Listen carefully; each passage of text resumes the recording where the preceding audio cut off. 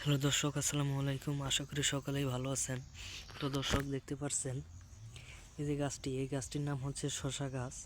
তো বন্ধুরা, আপনারা কিভাবে আপনাদের বাড়ির পাশে জমিতে আপনারা কিভাবে শসাগুলো চাষ করবেন তার সহজ উপায় এই ভিডিওতে জানতে পারবেন। তো আপনারা যদি এই শসা গাছগুলো চাষ করার খুবই ইচ্ছুক হয়ে থাকেন, তাহলে অবশ্যই এই ভিডিওগুলো সম্পূর্ণ দেখবেন।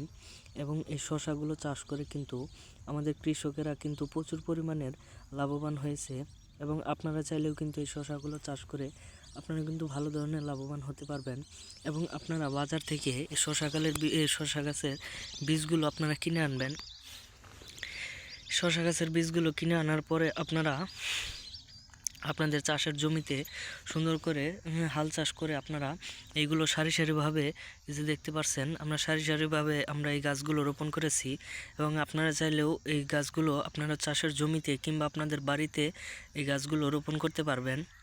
এবং এই গাছগুলো যখন বড় হয়ে যাবে তখন উপরে একটি জানলা দিয়ে নেবেন, যাতে এই শসা গাছগুলো জানলাতে হয়।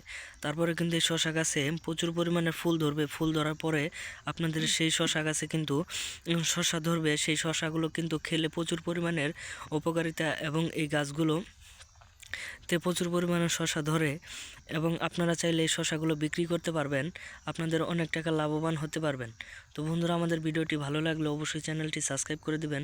ধন্যবাদ সকলকে, সকলে ভালো থাকবেন। আসসালামু আলাইকুম।